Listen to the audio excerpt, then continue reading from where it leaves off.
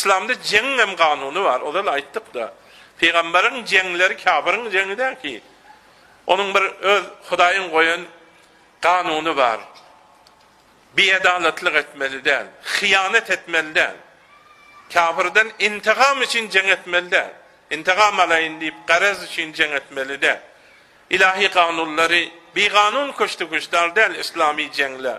Hudaýdan şöyle de korkmalı. Namazını da geçirmeliler cenk meydanında. Nöbeti hatta cemaatin geçirmeliler cenk meydanında. Nöbeti namaz okuymalı. Hudaýyň diyeni bilen bolmaly. Ýaşulyny öldürmeliler. Çağanı öldürmeliler. Zinananı öldürmeliler. Bir mabette ibadet edip duran rahibi öldürme hakkı yok Müslümanın. Bir meriz cenge koşulmandır. Bir hele cenge koşulmandır. Ne mi deyip öldürmeli? Onları öldürmeli de. Gök ağaçı otlamalı der. Kesmeli der.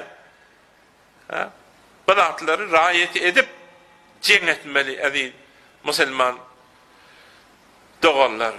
Peygamber aleyhissalatu vesselam'ın cengleri şicra riayet hem ekseri de defai.